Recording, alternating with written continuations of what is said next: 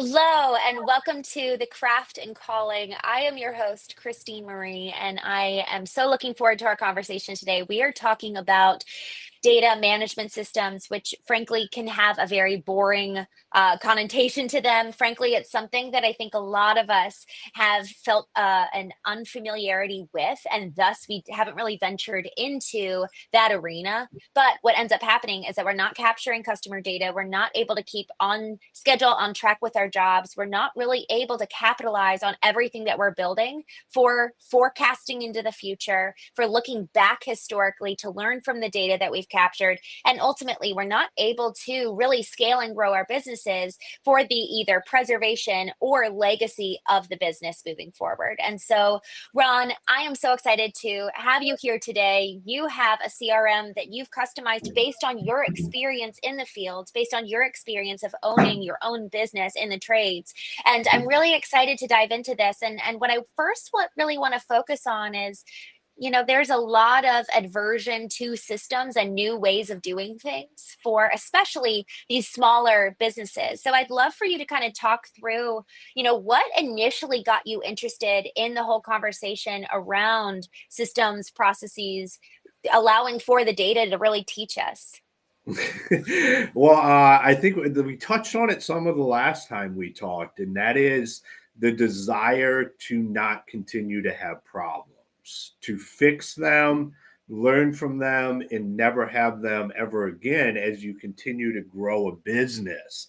And that's what led me down the road of understanding data. What does that look like? Because I can have a feeling, you can have a feeling, we can have thoughts, and we make business decisions based on those a lot of times. And there's no underlying data. If we're not collecting any information in our business, we're really just making business decisions based on what somebody feels, what they think, what they thought.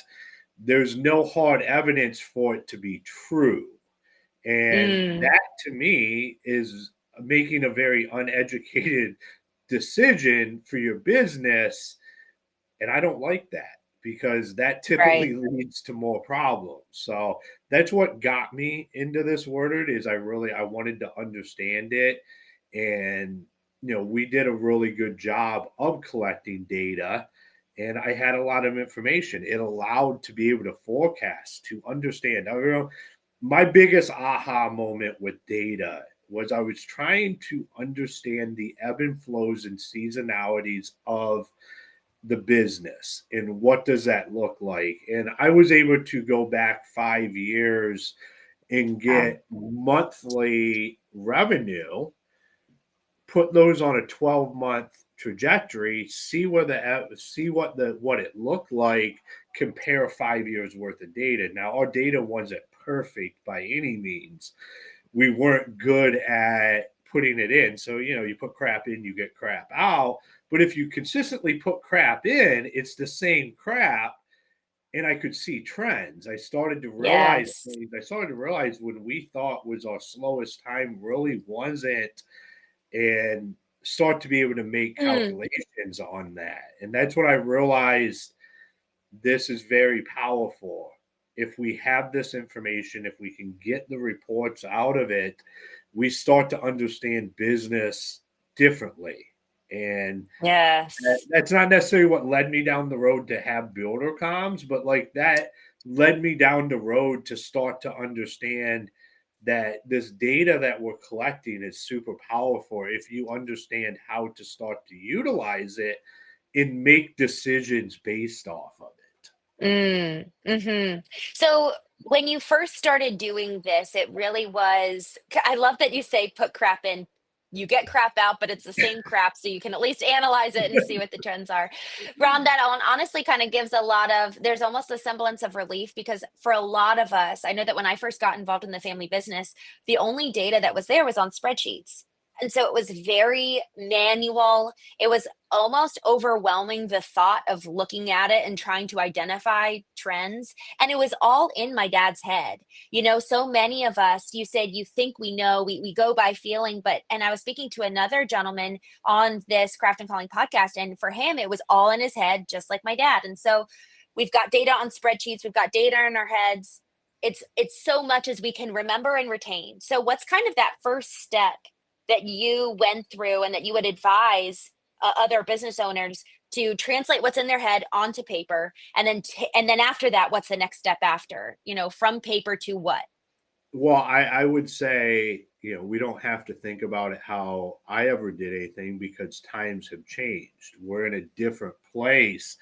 Yes. If I was in the position that you're talking about, where I have all of this information on all of these spreadsheets, all of this, just my thoughts written down, uh, I would probably put that into some kind of cloud drive, and I would connect it to ChatGPT. And it would be one of the most powerful ways to be able to start to actually understand that information that you have. And you can just have pinpointed conversations where I want to understand this, and it has access to that information. So it's going and actually Yes. searching through that information and giving you unbiased opinions, which is one of my favorite things about AI in a data situation, where if you give it, like, an example is I was doing a lot of demo calls, and I started recording them, uploaded them into Google Drive, gave ChatGPT access to that, and started having conversations about the demos. And like, hey, what are the top 5 concerns? Like, we all can have blinders on. I mean, I wanted to understand what were the concerns our customers were having. Number 2 was security. I had no idea. Interesting. None. No, like, right over my head. If you would have asked me to give you Right. my top 10 concerns for all customers, security wouldn't even have made the top 10 for me. But from the Wow. data of the actual demo calls and the videos and the transcripts, data and security was number 2. That's an unbiased opinion. Like, the Right. ChatGPT has no bias to what Ron Nussbaum thinks. It takes the human element out of it. So if you give it raw information and ask it questions, it's going to give you the honest truth. So for me, that was an aha moment. We need to make sure when people are concerned about security, we need to make sure that we're letting people know that we have built a secure platform. It's all the compliant, blah, blah, blah, in our marketing, on our website, and make sure we address this in demo calls. So you can go in and get information, and I guarantee you will have an aha moment just by pulling information from what you already have. And if it's spreadsheets, if it's Word documents, if Mm-hmm. it's whatever, you can upload that into a cloud drive, and then connect a GPT to that and just have a conversation, and it bases its answers off of the data that you have given it in that drive. So that is what Mm-hmm. I would do now if I was in that position. Love it. And I want to get really, really simple here. When you say connected to a cloud, like a cloud drive, for me, I use Google Drive. Yep, me too. Okay, so Google Drive is a great example. And then I love what you're saying in terms of connecting a GPT to it. I know Gemini is a Google Suite tool that is used for on the AI side. But did you say you connect it with ChatGPT? How did you go about doing that with ChatGPT for the Yeah, so integration? you can go right in when you're having a chat, or you start a chat, that you can connect your drive to it. You can connect your drive to your entire chat GPT as well. Or you can just upload the files directly into the chat. I find that can muddy the chat down a little, the response time, because then you're doing everything within chat GPT. One of the things about, if you go in, you click like that attachment button, but instead of attaching fires, it also gives you an option to connect to a Google Drive or a different kind of drive, whatever you're using, you can then connect that drive. So then it's not trying to process all this information right there in the chat. Right. It's going to Google, it's going to that drive, it's pulling the information, bringing it back and deciphering it in the chat for you. So I've done it both ways. I prefer to just connect it to the drive and then and I Love just it. thought I haven't tried it, but might be able to give it a link to specific stuff as well, because you can share a Google Drive through a link. So I don't know. Notebook I'm a LM. simpler user. Yeah, and I haven't ever connected ChatGPT to a Google Drive. I'm gonna look into that, and frankly, I'm not even sure. Would I just go to, like, how would I even go about doing that connection on the back end? Am I in the drive where I do that connection, or am I in the ChatGPT where I would do that connection? So I would do it in the Chat GPT. Like I'll look at it Okay, real time here, so I know that I'm would be talking great. fast. Let's So do it. I just brought up my Chat GPT. I have a brand new. Where should we begin? And when I hit that plus sign, it says add fires for or photos, fires, add from Google Drive. Wonderful. When I click on that, it brings up my Google Drive and everything that is in it. And you can search here. I can pull from folders, documents, spreadsheets, presentations, anything that I have in my Google Drive. And it's now doing it for that chat right there. How did you do And that? That I is didn't know pretty I could do this. amazing. This is my first time sharing my screen for those of you listening and not tuning in. I'm sharing my screen. So Oh, check us that's out your screen. I on thought YouTube. that was my Yes, screen. And I'm like, this is unbelievable. I hacked into your computer. So this is where it says the little plus sign. So you'd want to go to start a new chat and you'd click on add files and more. So really, I love this because one of the things that Ron, you mentioned that I have experienced myself is that if I was to copy and paste the data into the ChatGPT itself, one, obviously it can overwhelm the ChatGPT. The formatting can get messed up. What I'll also do is take screenshots and I'll upload the screenshots. But I love linking the file. So I really, I've never done this before. This is great. So I absolutely love that we can add the file by linking it here. And then ChatGPT also gives you more options where it's like create an image, deep research, things like that. But and then down here is where it says connect to Google Drive. If Yeah. you go down more, the Yep. ellipsis, more, connect Google Drive, OneDrive, etc. So really love this. This is great. And I love that we start, for those of us who are just starting with our data, put it in some kind of a Google sheet or some kind of a sheet on your drive, link it to ChatGPT, and then go ahead and have it start analyzing for you. I love that.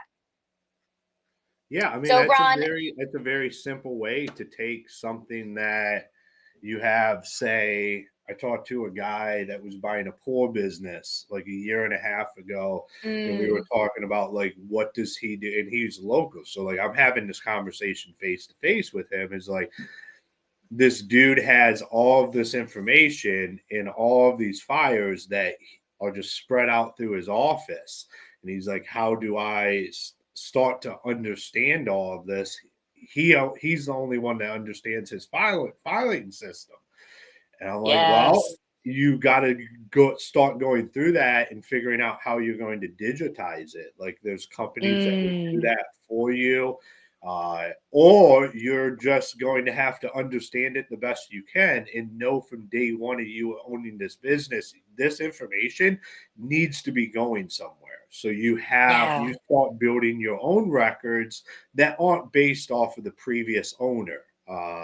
So Mm, you have to figure out what matters there to you. Like, can you understand this and start to put a concept around it? But you do need to mm-hmm. start entering the data in somewhere. Like, Mm-hmm. just because we're talking about what do we do with old information doesn't mean that that is how it should continue to work. Like, you eventually need to start putting this information somewhere where you don't have to kind of patch this stuff together to get the data. Yes, I love that. Okay, so question, Ron, when it comes to, so that's data after we've serviced a job.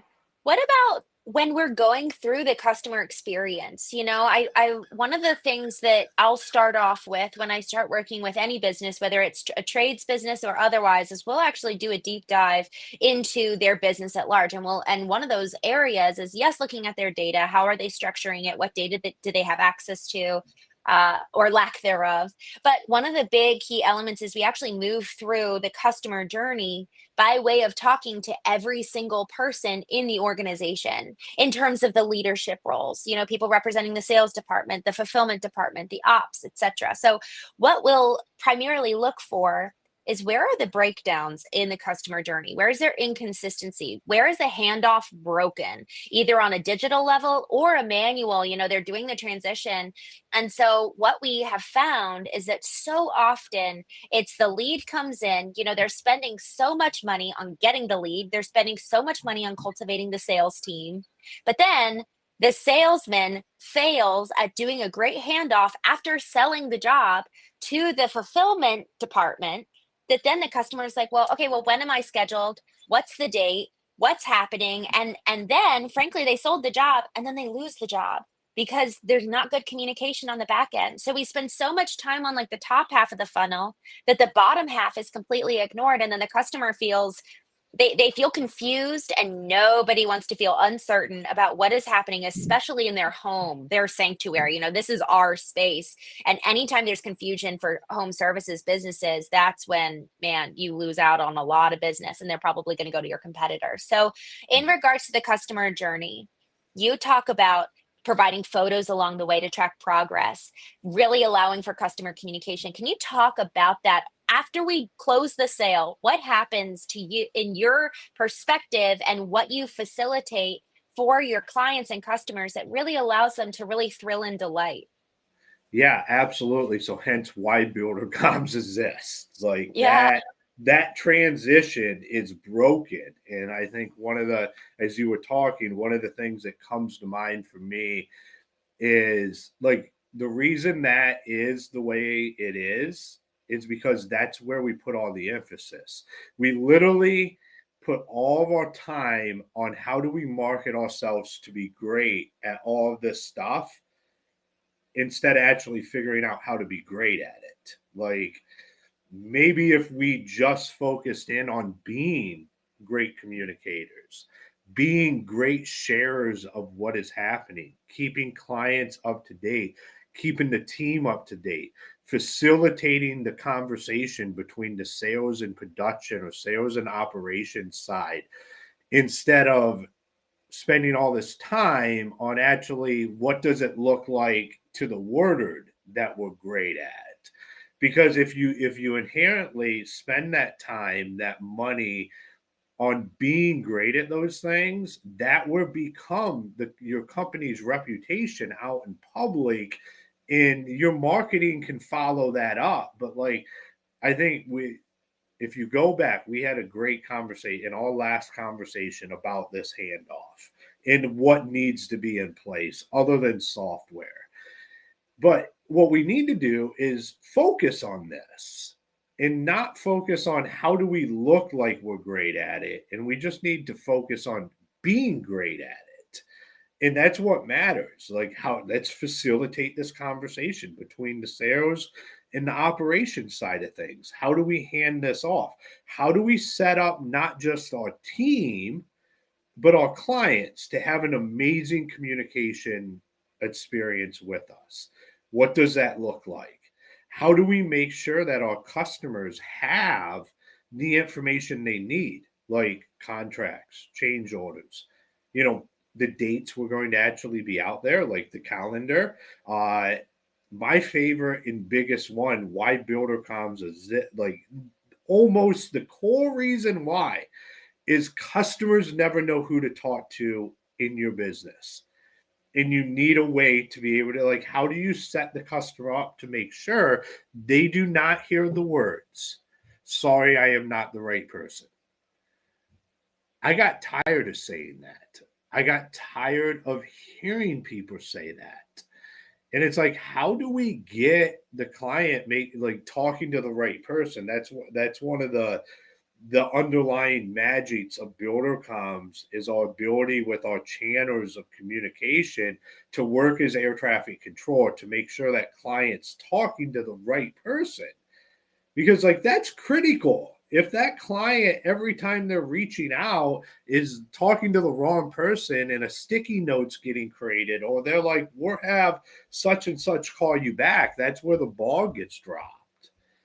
So I think what we need to do is, instead of investing in making us look like we're great at these things, we should invest in being great at them. So training our teams, having the conversations, investing in the softwares that allow us to do this, training on the software. Like, if we do that, the reputation, everything that we want to market will organically happen. Mm. Well, yes, because honestly, you say it will organically happen, Ron. People are now going to have a thrilling customer experience, and then our customers become our cheapest and best advocates for us after the job. You know, one of Mm-hmm. our clients, 22% of their entire customer base was referrals. That's what we want. And we want more. Like, how do we actually increase the bottom of the funnel? But to the point of what we were talking about earlier is that we spend so much time at the top of the funnel. And so I think that this is just honestly a big rallying cry to all of us in the trades. How do we focus at the bottom, middle and bottom, to ensure that we're really able to deliver on what we share, so that the training extends beyond the call center, beyond our sales team, down into those various parts of the funnel? And it doesn't have to be, to your point, it doesn't have to be so manual. It can be a system that it's burn and turn. You upload the picture and it automatically sends it over. I'm working with my team right now of how do we ensure that our project management tool automatically sends the task to the next person, rather than our team having to manually go and say, hey, this is ready for your review.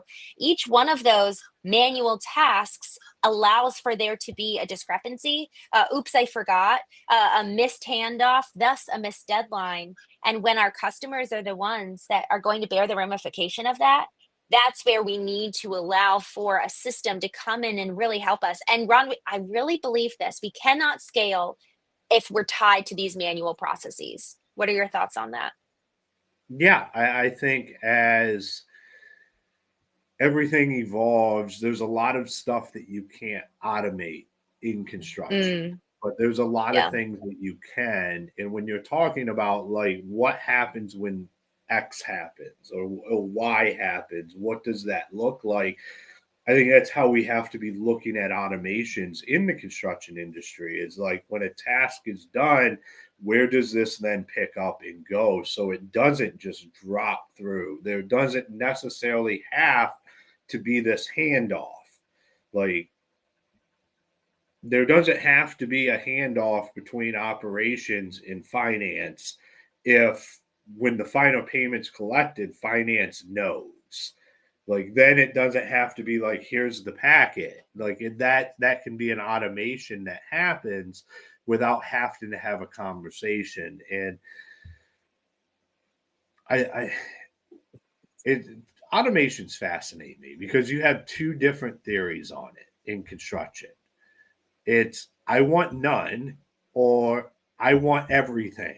And like that, neither one of those is feasible. Like, you can't be on either side of that. Like, there's a happy medium where you figure out in your business what you can automate and what that looks like. Mm, And it's not everything and it's not nothing. And I just, those two thought processes, like, we don't have to be an extreme on this. Every business is unique, every business is different, so those automations will look different for every business out there. And that's mm. my personal thought on that. Yes. I appreciate that lens because especially with how much AI is being discussed, I'm going to be on a podcast next week, and he said to me, he was like, "Hey, please don't talk about AI. That's everything people are talking about." And it is overwhelming because to your point, it's either all or nothing, and it is disruptive unless we slowly drip in these tools. And it's not just AI, it's processes. And it can be manual process, it could be an AI automated process, but it needs to be a process to inform the manner in which we engage with our customer. Otherwise, there's lack of consistency, there's lack of reliability, and there's lack of accountability for our teams to ensure that we, even to your point at the very, very beginning of how are we even tracking data to begin with, apart from process, there's going to be inconsistent data capture. And so, if data is really the thing that we need in order to grow and forecast our businesses for the purpose of scaling, and, y'all, this comes back to the question of what is your goal with your business? Is it legacy? Is it preservation? Is it exit? And so, unless we know why we're doing what we're doing, what's the direction we're heading, it's going to be hard to really be tracking the right kind of data and thus ensure we have the right systems in place to ensure that the data is being captured and the customers are being cared for in the right manner. Yeah. Ron, to that So, point, yeah, go ahead, please. AI it's a hot topic. It's the core thing. Like, so here's BuilderCom's stance on AI is we believe it should just make everybody better at what they're already great at. So we work it into our software and you wouldn't even know because we don't like it's. Of course, I own BuilderCom's AI. I own all this stuff around AI just because I need to own the domains and the proprietary stuff around it. But my mission to the software and the development of this was take any mention of AI out of everything. It should just be part of the flow of what happens. It shouldn't be like we need this marketing tactic to say that we have AI that does XYZ. What it should do is just make people feel more intuitive in our software. It should just make them better at who they already are. And we don't need to tag it some tagline. It's just in there. So like that's how the new version of BuilderComs is like this stuff with AI just happens and you don't even need to know or necessarily understand it because like that's what people want. Like it should just be there doing what it is and like not interrupting what you feel is the ebb and flow to how you use software. I think like that's at least where I'm at. I think a lot of people are is like every piece of software you go in, there's like this AI pop up to do this or like click this button to be like, shouldn't it just automatically happen like within this? Like, if this truly makes me better, if it makes your software better, shouldn't it just automatically be happening in there? Like to me, yes. So like that's how we build BuilderComs is where the AI stuff is just in there doing what it does, and it doesn't necessarily interfere with your life and what you're doing. We don't require you to click more buttons for it to happen. Like it just happens like in the messages with the sentiment and the highlighting messages and all of this stuff the Mm-hmm. reports like you just click the button to generate the report because like we need to have the freshest data possible. It's not like, Right. oh hey, get your AI report blah blah blah. Like it's just analyze your schedule, like understand are you on time. Like our calendar, how we Mm, have built that out is in a way where like you just do I have conflicts, do you not, like are the crews at the right places, like this stuff just it's there because it should be there and it's just labored exactly what it is like and that's what I mhm. think the conversation around AI and software needs to be. It shouldn't be like, how Right. do we plug in AI so we can say, like, I'm going to rebrand the company BuilderCom's AI because we're now an AI company because we have AI in our software. It should be just like I talk about myself, is like, how does AI make Ron Nussbaum better? From a software perspective, I have asked the question is, how does AI make BuilderComs better for our Mm-hmm. customers without overcomplicating things? Because like that's all core thing. Like we're a simple piece of software to utilize, and we need to stay that because that's what our Yes. customers want. So Mm. that's what I I believe the conversation around AI should be. I love your point, Ron, about how AI is not going to come in and fix your company. If it's broken, it's not going to be a magic potion. So effectively, what are the bones of your business? Do you have the right processes in place? And yes, where's there opportunity to automate it? I'm actually on the BuilderCom website right now, and one of the things that I just so appreciate is the simplicity of it. And I love that people can try it for free, and really they get to experience the sending project updates, centralizing the messaging, because that's one of the things that one of our clients, they had a custom CRM that they had built, so that was kind of a nightmare. But there were so many people that were talking with the customer online, but then also via text, also via email. And so it was like, wait, who really was the last touch point with the customer? So I love that there's that centralized place, but then also for sharing files. There's something about what you're talking about, the simplicity of getting it across the finish line and serving the customer. It's not reinventing the wheel. It's not adding in all this excess, but it's about ensuring. And what would you even say? I mean, the outcomes of using a system like BuilderComs, using BuilderComs, is it for consistent communication? Is it for making the customer feel seen and heard? Like, what really happens in the transformation of somebody who uses it and someone who doesn't use it? Like, what's the real transformation? I would say the chaos starts to go away. The callbacks Mm, go away. yeah. The complaints Yeah. go away. The confusion with your team, the client, go away.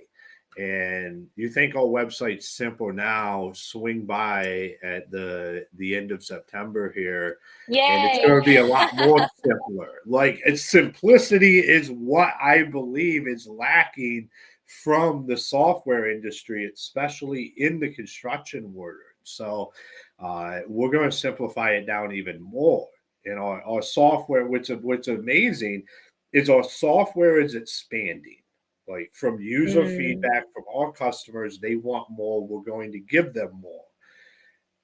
As it expands, mm, we're simplifying it even more. Like our yeah. message, what does this look like? How does the software continue to stay simple as we grow it into a multitude of different functions and not just be this core messaging platform, which is what we have built the business on, is how do we give our Mm, customers what they truly want, which is more in the project management realm of things. right. And simplicity will win, and our website's going to become even more simpler than I think most people could even imagine. Because I just Awesome. continue to strip complexity away from everything Yes. because I know that complexity is what will lead to our customers' failures.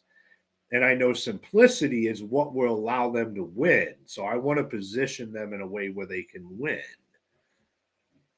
Ron, I believe you mentioned this. So correct me if I'm wrong here. You mentioned, we were talking about what's the transformation of before having something like BuilderComs in place to moving to a process like BuilderComs. You said effectively the elimination of chaos, bringing peace and order and precision into customer client communication, reliability. But you talked about callbacks. Can you tell me the stat there? How much money do we stand to risk with callbacks? So miscommunication costs your average construction business over $400,000 a year. And that is in callbacks, repairs not being there, lost jobs, Wow. discounts. So basically, over $4,000 an employee a year is what this costs you. I prefer headaches, like because that's what I had. Like the money sucked, like to lose Yes. the money, but the headaches in the late nights at the customers' houses trying to fix this Yeah. stuff, that's the real pain. Like that Wild. is, and then we talked about the 10x rule Yeah. last time I was on here, which is if something costs you $100 at design, during the build to change it will cost you 1,000, and then if you have to go back after completion and redo it, it will cost you $10,000. Wow. And that ain't my numbers. That is a study that was done Mm. on construction and what are the Wow. actual impacts of the cost throughout that project. And it's always the most expensive to go back and have to fix stuff at a later time. And pretty much everything that is a callback, a go back, Mm-hmm. is related to communication. If Wow. somebody would have just had a conversation at some point in time, it would have been avoided. And that's what BuilderComs is here. We're here to help facilitate those Right. conversations. Right. Ron, I am so grateful for this. Can you tell me how people can come to learn more about Builder Comms and what it looks like? I'm looking at the opportunity here for people to join for free and to experience, Mm-hmm. kind of that initial, and it's not even just like do a week trial. It's actually free forever unless they actually want to grow and expand, correct? Yeah, so we have a really robust free offer. We're going to kind of reel that in a little bit with the new launch, but we will still have a free forever offer because I believe that's how people can actually try out a piece of software and understand it. You don't need Yeah. 14 days. You don't need 30 days. You Right. basically need full access for like 24 hours, but people don't believe that. But Mm, if I give you one project free forever, so if you're a smaller company and you're only doing one project at a time, you can use our software free indefinitely like that. love it. Go right ahead, utilize it. And then as you grow and do more projects, you're going to have to pay for it. Like Yeah. Makes that sense.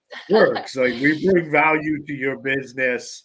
You bring value to all business then through paying other. So yeah, we Yeah. do.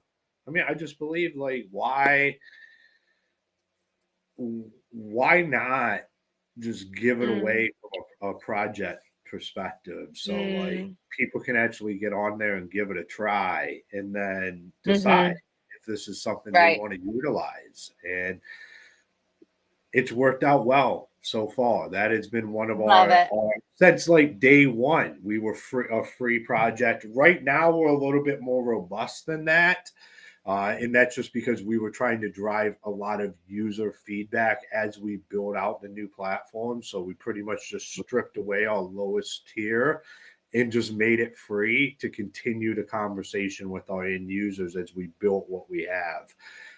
But we will Good. always have a free forever plan because we went to market with a free forever plan, the one project, and we will continue to have that going into next month, where people will be able to continue to Wonderful. use our software. Ron, I'm so grateful for this tool, especially given, my experience in my family business, seeing how much was in spreadsheets on physical paper. I really am so grateful for this tool. So thank you so, so much for sharing about this. I love the free experience that people can have, especially for folks who aren't there yet with their business. And so you can scale with this, trying it for free. Ron, thank you, my friend. I'm so grateful for your own experience, wherewithal of having a trades business yourself and then evolving to build this so that it's so custom to what home services and trades owners need. So really grateful for you. Thank you for your time today. Absolutely. Thank you for having me. I hope you will join us next when we talk about all things craft and calling, how to allow for our customers to really feel cared for throughout every stage of the customer journey. I'll talk with you soon. If this conversation resonated with you, if you recognized a bit of your own story in it, know you're not alone. This work is so demanding, and we were never meant to do any of it in isolation.